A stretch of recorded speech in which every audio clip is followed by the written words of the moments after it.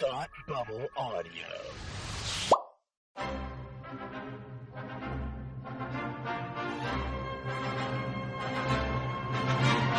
Look, up in the sky. You will never find the more wretched hive of scum and villainy. Welcome to Beer with Geeks with Tim and Frank.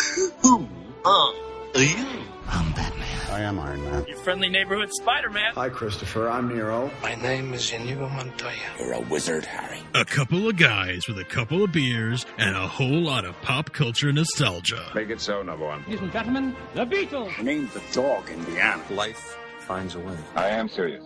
And don't call me Shirley. Now sit back and crack open a cold one, because it's time for Beer with Geeks. It comes in pints? Shaken, not stirred. Great Scott! I was way off. I knew it started with an S, though.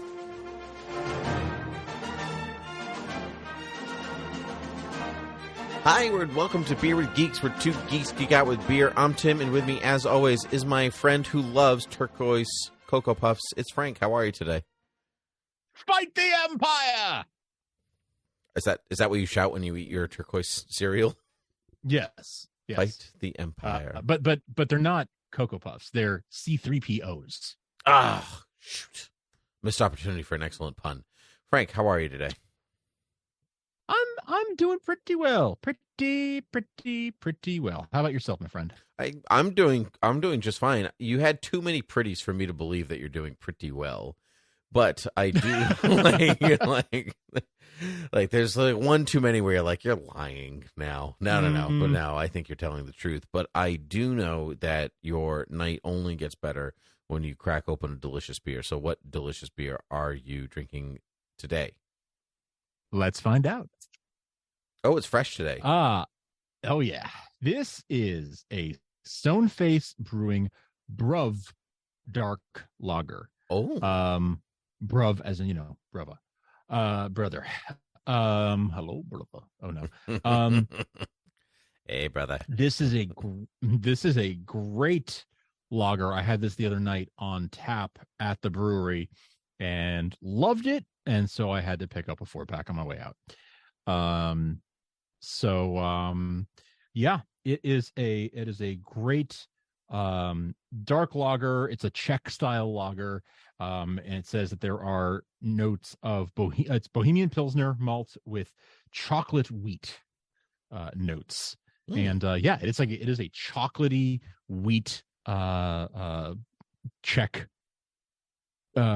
style lager. It is really, really nice. It's very smooth on at the brewery. They pour it nitro. So it's very smooth. But even in the can, it's fantastic. So, Stoneface Bruv Dark Lager. They do not have much distribution, so if you are looking for it, if you're outside of New Hampshire or maybe northern Massachusetts, you're not really going to have much luck. So, well, then I'm not going to have any luck at all, am I? Sounds good, though. I'll have one when I visit you someday, probably. It's quite good. Yeah, exactly. Yeah, that sounds good. I am not drinking a beer. But I am drinking water from a beer glass, so I felt that, and like an actual like brewery, so I could at least say oh, you should try their beer. I just didn't feel like a beer tonight. You just have nights where you're like, my tummy hurts, I'm not gonna have a beer. Yeah, and I hear that. That's tonight. But anyway, I am drinking from a Devil's Purse Brewing Company glass, and they're from South Dennis, Massachusetts, which is on Cape Cod. And their stuff's very good. I do recommend all of it. I've definitely, I probably had some of their stuff at your house. Probably. Yeah. Also, I meant to tell you recently that I saw, you once took me to Shoveltown Brewery. Yes, I did. Went there for lunch, and I saw their stuff here in New Hampshire not long ago. Like a week or two ago, which awesome. I'd never seen. I didn't know they had their distribution that far. That's great. Yeah, I know, because they're in southern Massachusetts and I'm here in southern New Hampshire, which may not sound that far, but it's far enough that small breweries don't often distribute this far away, a couple hours away. Right. So yeah, I was excited to see that. Thought that was cool. That was pretty cool. Yeah, and it was just like at a gas station. It wasn't even like at a fancy place. So they must have pretty decent distribution for them to be in not a place that specializes in craft beers. It was just like there among all the other beers. So yeah, Shoveltown. This is for them. I'm not drinking it right now. It would be what I would be drinking if I was having it. But have you had the Sam Adams pumpkin from this season yet? I'm trying to remember if I had it. So their pumpkin is usually just okay. I don't love it. It is not as good as Shipyard's or some of the other ones that I've had. But long story short, a bunch came into my possession, and it's really good. I'm like shockingly good, and I think it's a new recipe because I don't remember liking it this much. But if you we're a little bit outside the pumpkin season now, but I hope they keep the same recipe for next year because it is delish. I did not have it this year. I think I had it last year, the Jacko Pumpkin Ale. I don't think they call it Jacko Pumpkin anymore. I think it's just pumpkin. Do they not? Yeah. Okay. I don't know. It's in the fridge downstairs, so I can't check. That proves to you that I only had it last year. Then, if they don't call it that anymore.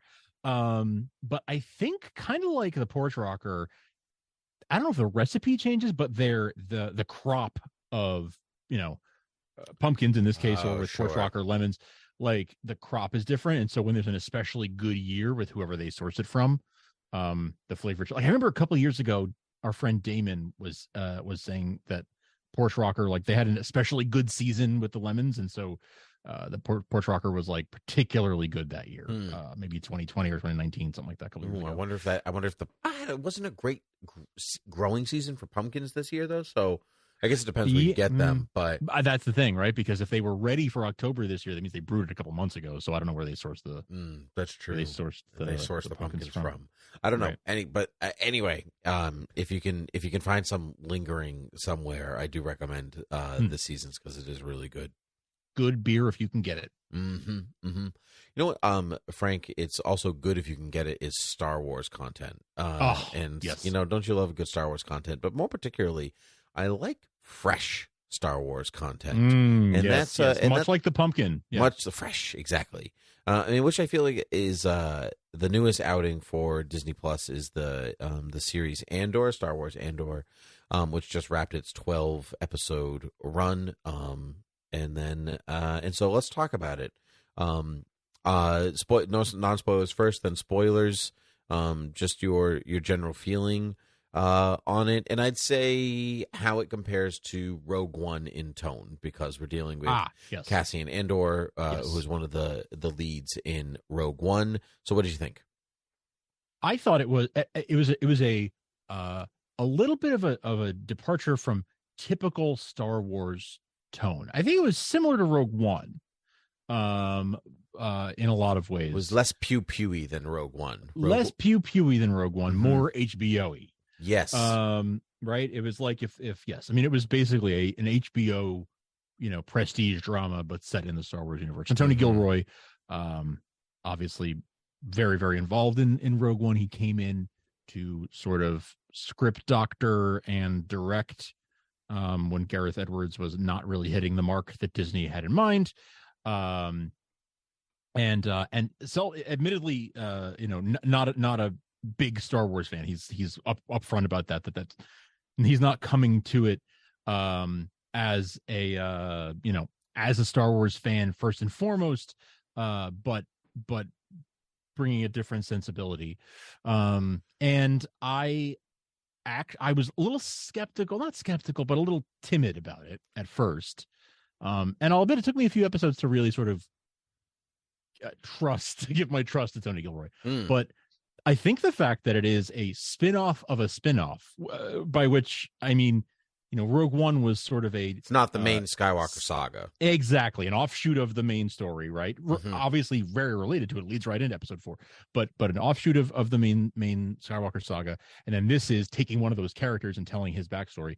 You can, I think, get away with that difference in tone, because we're not telling a story about Luke Skywalker or Anakin or Obi-Wan or whoever.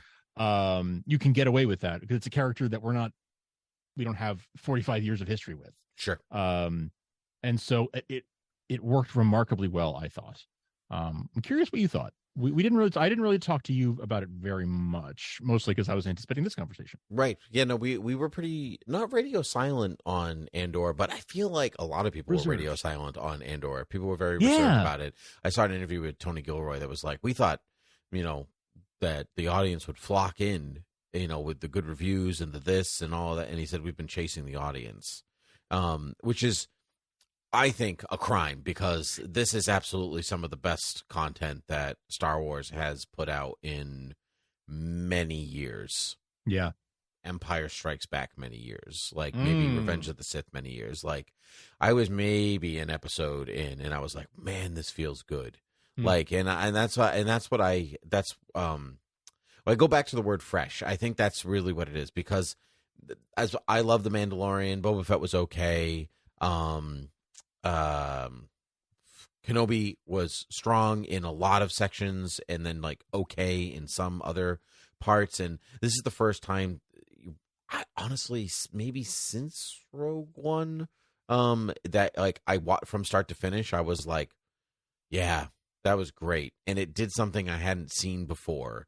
The problem I find with much Star Wars outside of the animated universe is that it's trying to be Star Wars, like without it coming from George himself, right? And so, and it always goes, and it always feels and goes back to a very particular era of Star Wars without really expanding that sense outward. It is a galaxy far, far away. The galaxy is large, therefore it has lots to offer. And so, even just a few minutes into Andor, I felt like, oh, you're giving me something brand new to Star Wars, and I haven't had that feeling since the prequels, where I have kind of looked maybe in a bit, maybe a tiny bit Rogue One. I shouldn't say the prequels, but where I felt like this is something that I truly haven't seen before in the Star Wars universe, and it is recognizably Star Wars, but at the same time, it's almost like incidentally Star Wars, and I saw, I saw another interview with Tony Gilroy, and he, there would be actors, he didn't name names, but actors that like started once they found out they were in Star Wars, through the audition process, he said their acting changed and they started to act like they were in Star Wars. And he said, no, that's the exact opposite of what I want. Don't act like you're in Star Wars. Act like you're not in Star Wars. Like, this is as stupidly real as you could possibly get. And that's what I feel comes across authentic, act authentic, and which is not Star Wars. Like, typically it's faster and more intense, which I love. It's a very particular style. It's elevated, it's hyper real, it's all these things. But like in this, the universe is populated now by people with real wants and desires that are not maybe even feel like they're dictated by a script, but dictated by their life. And that's what I think is really strong about it. It has its weak spots, but as many things do. But I walked away from it feeling refreshed and like excited for what's coming next, and not in the way that like I'm excited in a 4-year-old way, but almost in an intellectual way. Yeah. Okay.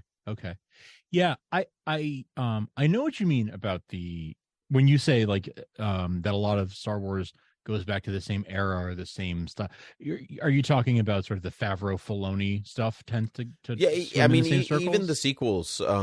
They everybody wants to recapture what it felt like in the late 70s and early 80s. Yeah, which truly like ignores a large part of what makes Star Wars. And so, and truthfully, like, thinking of Star Wars like it can only be one thing with one tone, with one voice, is a disservice to storytelling. Like, you wouldn't like read a Superman comic and be like, well, it's not the Simon and Schuster voice and art, so therefore all these other Superman, like, they can only be like this, so everything else is bad or shouldn't be or exist. which is a disservice to the adaptability of characters and storytelling and different types of narrative. And when people get sick of a particular type of genre, it's because you're just doing the same thing over and over again, but you're just copying what came before, which only gives you diminishing returns because it's just a copy. It's not the original. And so you'll never recapture the originality of what has come before. Yeah. No, I think you're on. I think there's a lot of Gen X nostalgia wrapped up in a lot of Star Wars, right? Like, because that is sort of when a lot of Gen Xers came online was when late 70s, when Star Wars came out. Like, that was one of their defining, people have talked about it. We've talked about what Marvel has been for the last 12 years, right? 14 years. Geez. That's what Star Wars was for that generation, and has continued to be ever since, to be fair. But yes, I think the prequels it would be that for us, or millennials, for us, or the Sam Raimi Spider-Man movies, or something like that's a really pinnacle time in our development in our fandoms. And so I don't want to say you can't fault people for loving a particular thing at a particular time and whatever, but imagine if all Spider-Man stories had to be early 2000s aesthetic or early 2000s, right? Like, that's storytelling. Like there's a place for that. There's a place for that where it's like, oh my gosh, there's a, imagine that there was a comic that told a Spider-Man story where it had the same kind of storytelling. Maybe it wasn't set in that time period or whatever. And that there's a place for that, and that we would be the audience for that. But there is also an audience for a different take or a different angle, a different side, and that's what Andor, I think, gives. Is you're right? Like, a lot of Star Wars is faster, more intense, sort of stylized, Buck Rogers, Flash Gordon, almost comic booky, pulpy, and that's a style. That is a choice. That is a style that has a place, and that I love, and you love, and millions of people love. But it's cool sometimes to take a look and see, kind of like in the expanded universe novels over the years, to see the other side of that, to see okay, what is the military side of this, or what are the in this case, how did the rebellion get started, and what were those people like? Surely they weren't all idealists like Luke, right? There must be some people who were different. What were they like? Right. And I think Rogue One hints at that in the way that they do their dirty missions, and the way we're introduced to Cassian in Rogue One, where he kills an informant so he can get away. And that tells you a lot about him and that side of the rebellion that you haven't seen before. Which is Saw Gerrera in that movie, right? Saw Gerrera is a great example of that. And I lost my train of thought. So showing the other side. So the other side, and so, but I think what Andor has done is picked up on the pieces of Star Wars that get left behind, like the politics of Star Wars, in which we grew up with the prequels, and people always make fun of the trade disputes in Phantom Menace, but I like that stuff. I find that fascinating. How does a government go from this to this? And what does that bureaucracy look like on the inside, and how does it work? And the people who are rebelling against it, how does that work? And it's weirdly timely in its own way, as I feel like these types of stories always tend to be every couple of decades. And so, but I was fascinated by Imperial bureaucracy, and it's not something that I would have loved as a child, but that's what faster, more intense is for. And what I think Andor did is George always said that Star Wars is for kids first and foremost, right? Remember, it is meant for children. You Gen Xers out there who are trying to recapture your childhood, or or millennials are trying to recapture the childhood. Everybody goes through those phases, whether those chain emails that you get from boomers or whatever, and we all have our own things that are reminiscing, but I think Andor is the first Star Wars content since Disney bought it even excluding Rogue One, that said we know that mostly adults are really into this, and so Totally. here's a show that like you have to pay attention, you have to think, and I really appreciated that from the top down. It really is constructed like it really is constructed like a series of chapters, and I know Mandalorian literally calls their episodes chapters, but this really is more like chapters in a bit more of a dense novel for more an advanced reading level, let's say. It really is. You have to pay attention. You have to, and there's adult themes, adult language. There were people in bed in sexual situations for the first time in Star Wars, right? Like we didn't. It was clearly implied that these people. Yeah, the closest you get is when Anakin together. has a nightmare in Revenge of the Sith. Right. That's about as close as you get, and they're that was married. That was a very chaste, like sure, she's pregnant, like, but like they were just next to each other in bed. But this was like one night stand type of like clearly people were together the night before, and there was language at the beginning of this podcast. I quoted Marva saying, "Can we get into spoilers?" Yes, let's get into spoilers. Yeah, for sure. But Marva, the hologram Marva at her funeral, saying "Fight the Empire." If you look at the lip flap, the original line was not "Fight the Empire." The original line was really Empire. Yes, really. And there were rumors that there was going to be an F-bomb in the finale, and then the episode dropped, and there wasn't. And the speculation is that Disney pulled back and said, "No, we can't do that." And so they changed the line to "Fight the Empire," but it was "F the Empire," as written. So much more adult in tone, as you know, and even maybe if that got chopped, I'd imagine there were probably other things along the way that Disney sort of pulled back on, or the story group pulled back on. But you know what? But that's okay. I don't need an F-bomb in Star Wars. That doesn't make or break. I was actually, when I heard the rumor, I was a little disappointed. So I'm kind of glad they pulled back. Didn't go quite that far.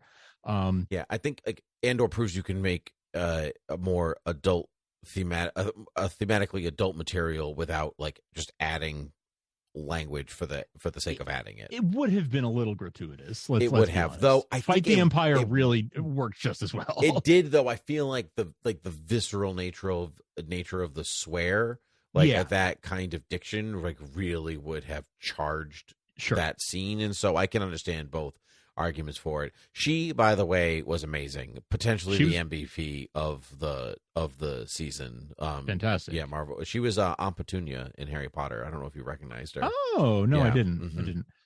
Marva was marvelous. Yeah. I also thought Vel was great. Which one was Vel? Vel was she was the one who was with Cinta. She was the leader of the little ring that did the hit on I forget the name of the Great Train now. Robbery. Yeah, right. Yeah, the Fort Knox robbery. Yeah, yes. Who turned out to be cousins with Mon Mothma. Yeah. I thought she was very good. Honestly, Genevieve O'Reilly as Mon Mothma continues to be incredible. I mean, I know the show's called Andor, and like obviously there's it's an ensemble cast, and to some extent, Stellan Skarsgård is incredible. Whatever he's in. That scene in the first or second episode where he like puts on the wig in his ship and he readjusts himself to be like not a rebel. I loved it so much. I saw there was a great meme that floated out there with it that was like me in the bathroom at a party, like after I take a break. Like you're like yeah, like relatable. So real. Every introvert. Right. That's me. Yeah, exactly. Oh man. But I could watch a whole show about Mon and ignore everything else, because I would watch a Mon Mothma spinoff. And I never thought I would say that. But no, me either. But like, I am just so intrigued by what they're giving us. And what actually, truthfully, what I think, before I forget, I have to say it, what I think Andor does, which so much Star Wars actually lacks, is unique cultures to particular planets. And you get some of it in different places. Like the original trilogy, you just don't have time for that. That's not the story that they're telling. And you definitely get moments of it well in the prequels. You get a lot of it in the Clone Wars. You know, that's like very particular to Clone Wars. Arguably too much sometimes. Yeah, maybe they focus a little bit too much in that direction. But then the sequels is like kind of like the original trilogy, where it's just you just completely ignore that side of living in a galaxy, and you really get two really, that off the top of my head, two really big ones in Andor, and one of them is this like early arranged marriages from oh my gosh, what's the name of their planet? I cannot remember the name of the planet. Calabama. Yeah, there you go. Calcian, Caledon, something like, I can't remember. But that I love. Caltipsism. Nice. It's Caltipsism. Like, that was a Superman the animated series reference. Did you go directly for Superman the animated series? Yeah, I was thinking, because that's how you know how to say Caltipsism. Yes. Good. Which is actually easier to say than his name forward, but I don't want to summon him, so I'm not going to say it. Yes, don't. Beetlejuice. Bloody Mary? No, wait. No. Are you allowed to mix them up? Does this still work that way? You say each of them once. Like, so Pitlick, Beetlejuice, Bloody Mary. Like, why are they all here? Oh no. So there's that, which I loved, and then the funeral rites at the end with the funeral march, and that they become the brick, and like this whole big thing was just beautiful. I just loved it so much. Like this, like, you are the work, you become the worker. Like there's just like this almost like I don't know, like dying in the coal mine kind of vibe to it. Like I can't exactly place it. Like obviously looks like London docks, like East London kind of gritty blue collar. And it felt so real to me. It didn't feel like, oh, this is a Star Wars set and they added snow. This was a real place, a real planet with a real character. This show. So the original trilogy doesn't go into the cultures and everything, but what it does do is show you lots of creatures, right? Sure. Like you'll be panning over and see lots of every character in the frame is the galaxy is large. Mm-hmm. Yes, exactly. And while we don't go into don't double click on each of them and go into their particular stories, you see a lot of variety, right? And so it gives you this feeling of vastness and of world building.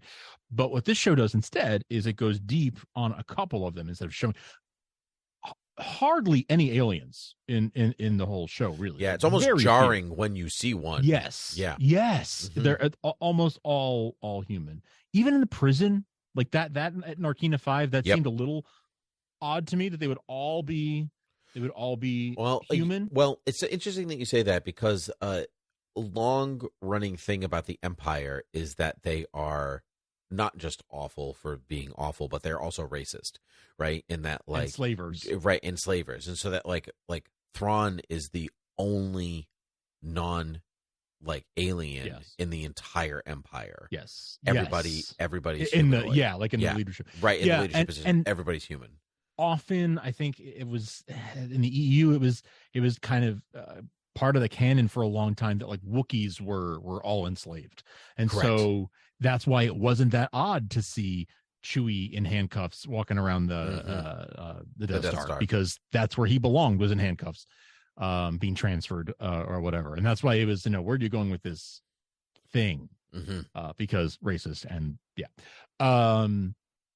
so okay, I'll buy that. But not a lot of aliens, but they went deep on different cultures.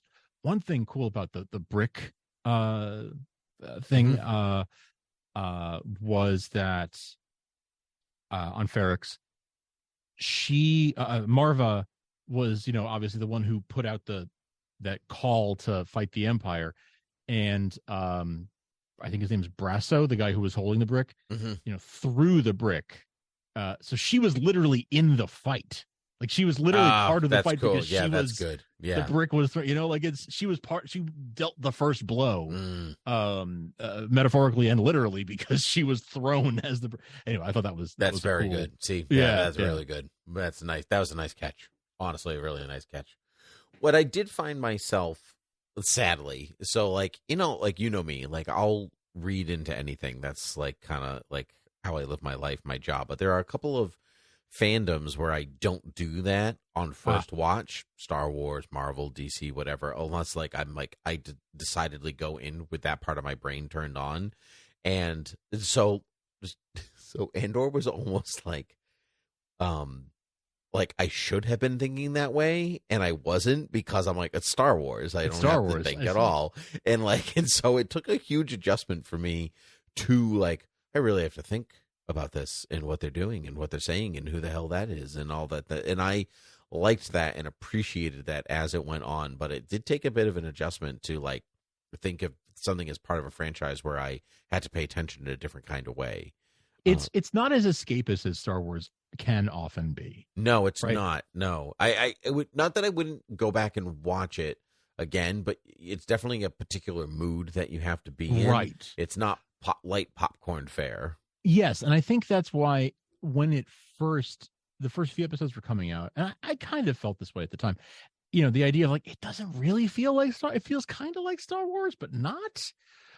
It's like, it looks like Star Wars, but it doesn't feel like Star Wars. And I think that to me anyway, for me, that was because it didn't have that escapist streak. It was very grounded in realism as much as realism. You know what it feels like to me, far, far truthfully, away. more than anything? It kind of feels like a 70s sci-fi.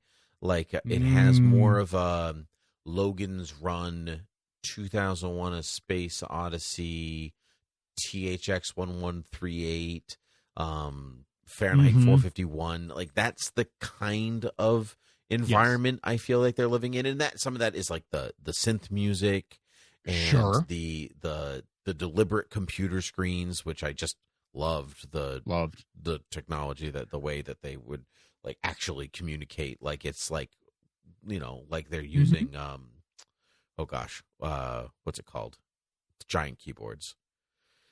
I have one right here, but I don't want to mechanical keyboards. Yeah, I don't want to move away from the microphone, but the oh my gosh, are you looking for a brand name? What are you I'm looking for a brand name, but it's okay. Keep talking. I'm going to get the keyboard. Okay. You mentioned THX 1138.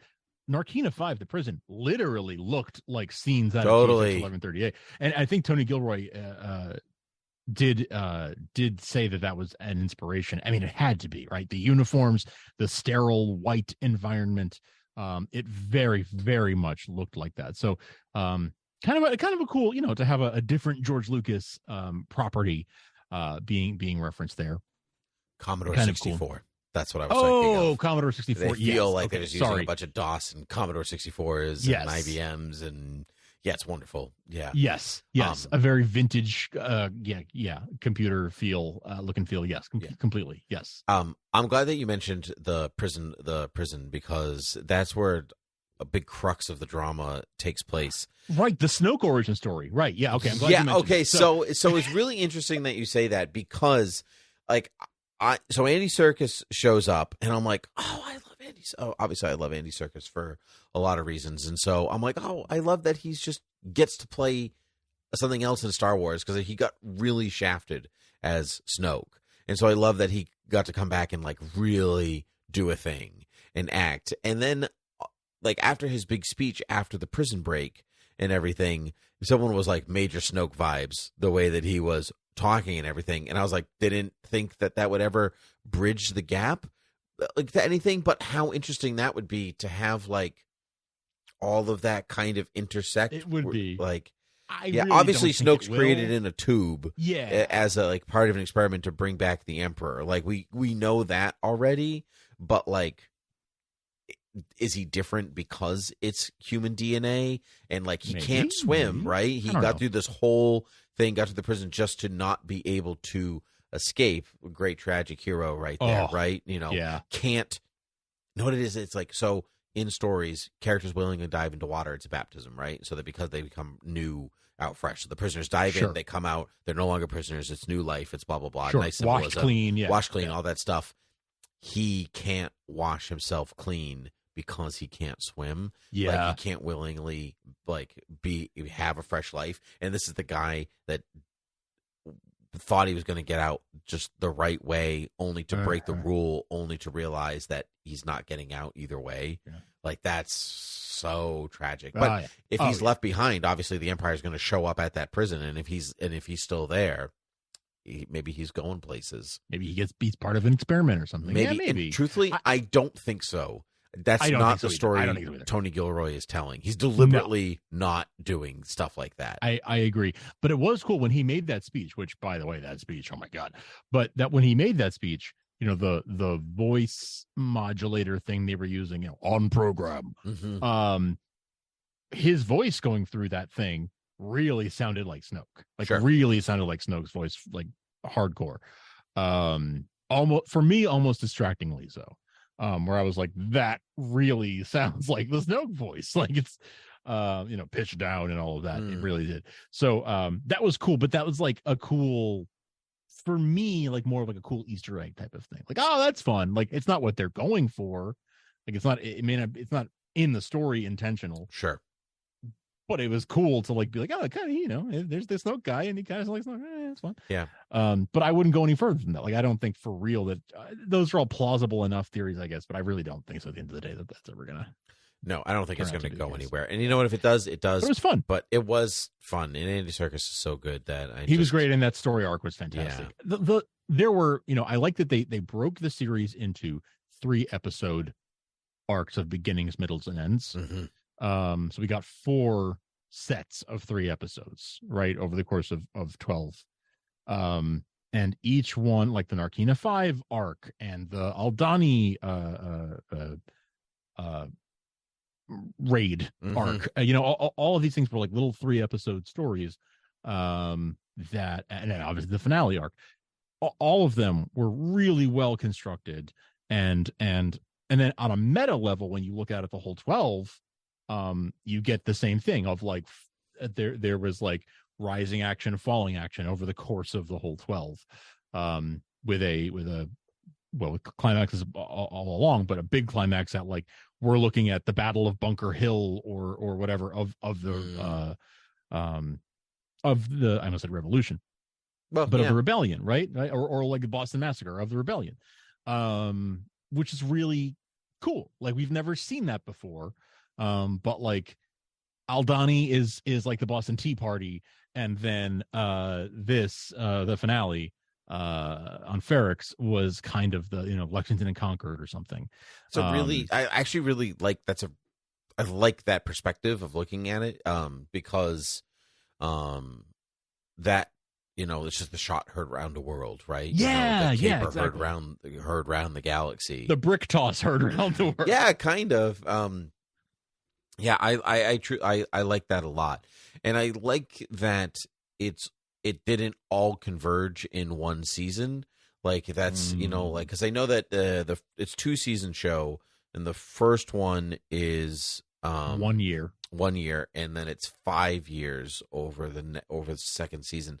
Second season is supposed to be longer episode count, though. I think 15 episodes. Okay, yeah, for season 2, and it will be each 3 episode arc is a year.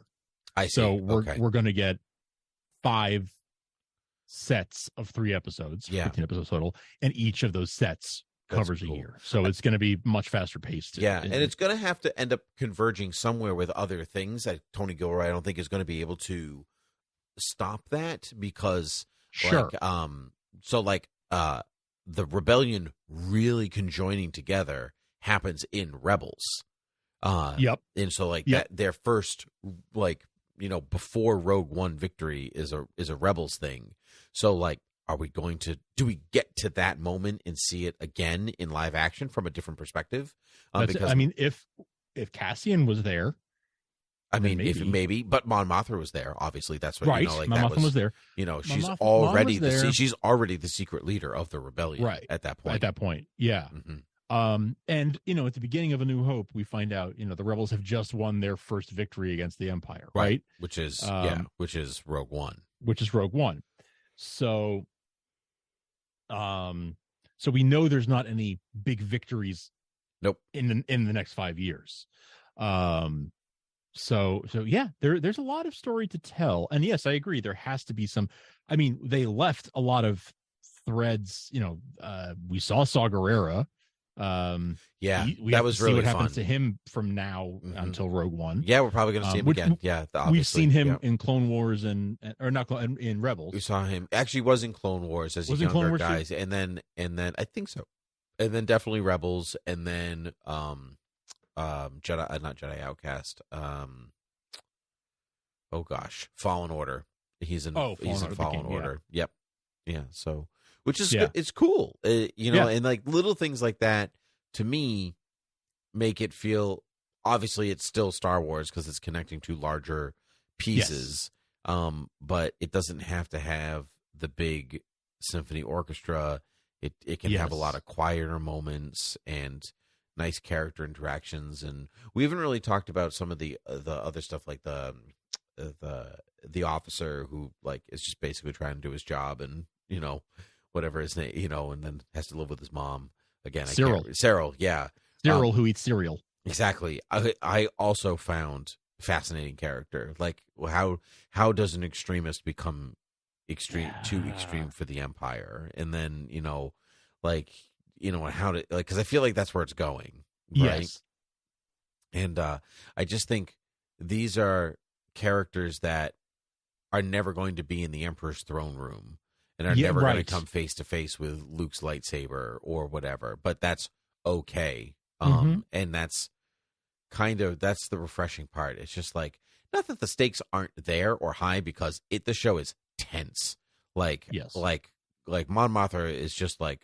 Every scene is like a double meaning, a hidden agenda, a secret this, a secret that, and you're just like they it's almost like living in occupied territory. Like it very much is. Yeah, it very, very much is.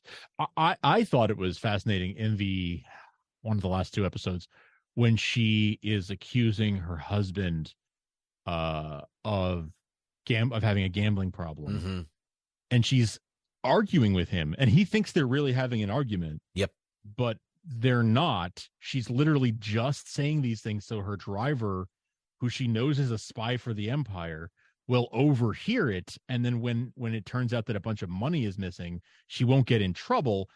There'll be an explanation that her husband gambled it away. Like she literally threw him under the bus to a spot. Like the layers happening there fascinated me to no end. And what I love about it is that the show never tells you that. You have to be paying attention to that. Yep. You have to piece that all together and be paying attention. Otherwise you would not understand. Yep. I particularly I think we haven't really talked about like some of the design pieces or whatever else, but I saw there's kind of this ebb and flow where like the rebels are outside in the natural world and the Imperials are not. Like so much of their spaces are windowless and without contact to the outside. Like they're so insulated in bureaucracy that they're missing basically the real galaxy outside, and that's where their blinders come in. And then there's I can't take credit for this, but I saw something online that like the costume aesthetic is going back to basically the Jedi, right? With the layers and the comfy robes and whatever else, and say like that's not just a Jedi thing, that's a design aesthetic of the galaxy. But I saw like there are characters that live in the open or have autonomy over themselves, and they all have open collars, and all the characters that don't all have high collars. And there's like actual episodes where like characters gain autonomy and lose a collar, or then and there's like even a thing with Cyril where he like adds a collar to his uniform, right? Yes, and he has an argument about it with his mom. Yeah. Oh my gosh. Oh, that's great. See, I didn't pick up on that at all, and I love that. Yeah. And that's why, again, like the show doesn't tell you. You have to be paying attention. Right. And that's a good one. Yeah. And so that's what and some of that exists in other bits of Star Wars, right? You know, that's not completely unique. It is that's on a much grander scale. That's everybody's outfit all the time. That's real intention across the board. But that's truthfully, that's like what makes good art, where like it's a layer that you can, it's a parfait layer that you can dip your spoon into after you get through the first one. You know, or other things. No, I love that. Mm-hmm. That's a really good one. Yeah, that's good. Reminds me of like Luke at the end of Return of the Jedi, when like the he's like all black and then it the flaps white open and then the you white, see some white. Yeah, underneath. and you're like, the white, it's good. Yeah. And I mean, intentional, not intentional. Like even in the sequels, where like Rey's all in white in the first movie because she has pure intentions, and then she's battling with the dark side in the second one, so she's in gray. But then she conquers that, so she's back in white by the third movie. Like those are intentional choices that are being made, and but like to see that across everybody, right, is cool. It's very cool. That is really, really cool. No, I love that. Yeah, man. Yeah, it's good stuff. I'm sure there's more that we could talk about, but I think we're a little over our time. I would say so. Yeah. So, final thought? Any final thought? Just really enjoyed it more than I thought I would. When I heard this was going to be a show at all, I was skeptical. When I saw the first couple episodes that dropped, I was a little skeptical, but really, really ended up enjoying it. Way more than I ever thought I would enjoy a show about a character invented for a movie to tell the backstory about one of the other movies. Really, really enjoyed it, and I'm really looking forward to season 2. Yeah, I am too. And I to my eternal shame did not piece together that they were making pieces of the Death Star in the prison. Like by the time you got to that post-credit scene, I felt like they were like military vehicles for invasion or something like that. They felt like they would go on like, AT-ATs or something like that, some kind of joint. And so I saw like that post-credit scene rolled up and it's the Death Star. And I was like, right, obviously I'm an idiot. And so I liked it very much because there's a poetry, I think, because it rhymes,